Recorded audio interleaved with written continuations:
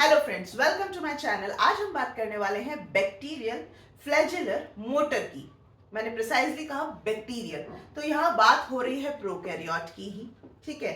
Although अगर हम structure की बात करें फ्लैजेला की, तो बैक्टीरिया हो चाहे वो यूकैरियोटिक सेल हो, तीन पार्ट से ही मिलके बनता है मोटा मोटा। दैट इज फिलामेंट होता है, हुक होता है और बेसल बॉडी होती है।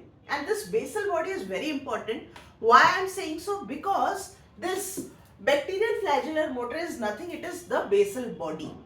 एक्चुअल में यही मोशन या मूवमेंट प्रोवाइड करता है किसको? कंप्लीट फ्लैजेला को। कैसे? पहले इसके स्ट्रक्चर की बात करते हैं। तो bacterial basal body is made up with the rod and rings. Arrangement of ring around this rod is ultimately makes what? The basal body.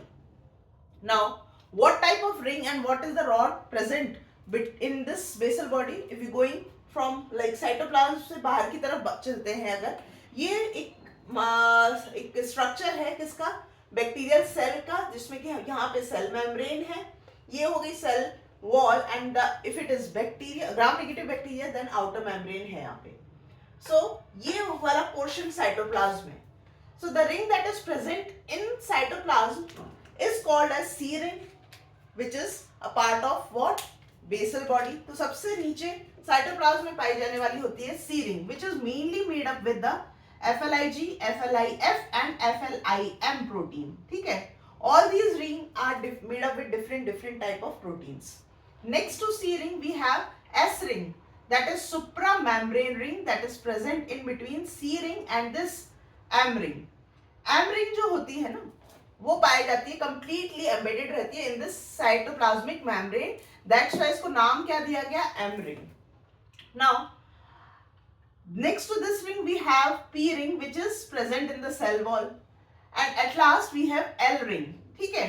तो membrane और cytoplasm में ये तीन रिंग होती हैं, CSM, ठीक है, या कह लीजिए MSC, फॉर रिटेन करने के लिए, याद रखने के लिए। MSC is present in the cytoplasmic वाले, साइटोप्लाज्मिक मेम्ब्रेन टू साइटोप्लाज्म की तरफ रहती है, एंड PL या LP रिंग होती हैं आपकी सेल वॉल में और आपके आउटर मेम्ब्रेन में। अच्छा, अगर ग्राम पॉजिटिव बैक्टीरिया है तो क्या L रिंग होगी या नहीं होगी? प्लीज मुझे कमेंट बॉक्स में आप इसका आंसर दीजिएगा। Use your brain. L ring होगी कि नहीं होगी? L रिंग कहाँ है? हमारे आउटर मेम्ब्रेन में। तो ग्राम पॉजिटिव में होगी या नहीं? Please answer me in the comment box. So अब हमने देखा कि ये कितने रिंग हो गए? 1 2 3 4 5 रिंग एंड 1 रॉड। एक रॉड जो होती है, जो कि कंप्लीटली क्या है, यहाँ देखिए मैंने डॉटेड बनाया ये, क्योंकि इसके इर्द गिर्द ये रिंग है, इसके इर्द गिर्द ये रिंग्स होती हैं। दैट्स व्हाई ये रॉड भी बेसल बॉडी का ही पार्ट होता है। Now, out of all these ring, ऐसे कौन से रिंग्स हैं जो कि डायरेक्टली मोशन में या मूवमेंट प्रोवाइड कर रही हैं? Actual one more part is there which is not of basal body but very important for the motion of a flagella, that is called as stator. अभी मैं ये हटा रही हूँ, स्टेटर, जो कि कहां से कहां तक पाया जाता है? This also present in this periplasmic space, या कह लीजिए सेल वॉल से लेके cell walls, what happened? Cell wall से लेके आपके सी रिंग तक पाया जाता है, ठीक है? सी रिंग तक जुड़ा हुआ रहता है, and these two part combinedly made what? Combinedly form stator. Stator part को बनाते हैं। स्टैटर ये होते हैं mot A and mot B protein से मिलके बनते हैं। There are count of proteins, of course सिर्फ एक यूनिट ही नहीं होती है, बहुत सारी मोट A एंड मोट B मिलके एक पूरी रिंग बनाती हैं इस तरह से इसके पूरे सराउंडिंग में, और जो कि डायरेक्टली कनेक्टेड रहती है दिस साइड C रिंग से, ठीक है? They are not part. Please don't get confused कि whether stator is also a part of basal body. No, not at all. But of course, it is important for the motion and remain associated with the basal body.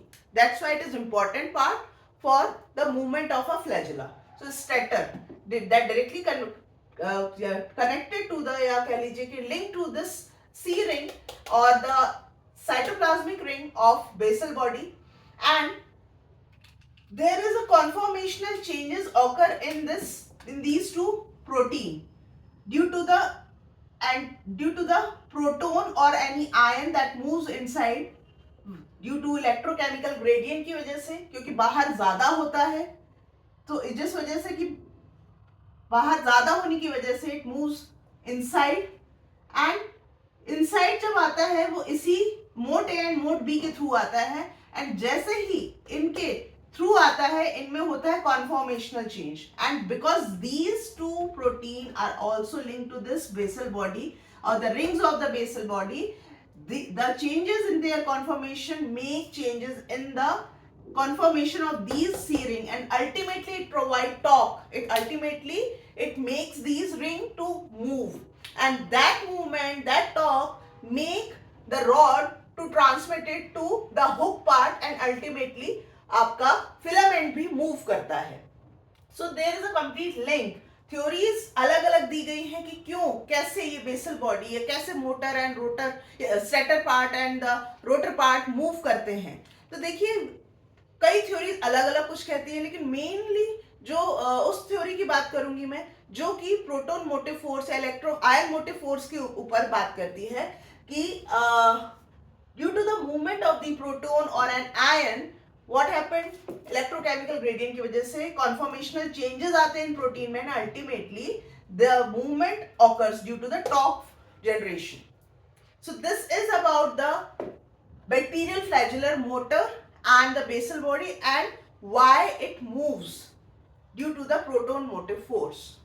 I hope ये concept clear हुआ होगा. मैंने question भी आप लोगों से पूछा है कि L ring ग्राम पॉजिटिव में होगा नहीं होगा, कमेंट बॉक्स में जरूर बताइए. और ये लेक्चर कैसा लगा, अच्छा लगा है या कुछ डाउट्स रह गए हैं तो please let me know in the comment box. मिलते हैं आगे के लेक्चर्स के साथ में. Till then stay safe and stay blessed. Bye bye.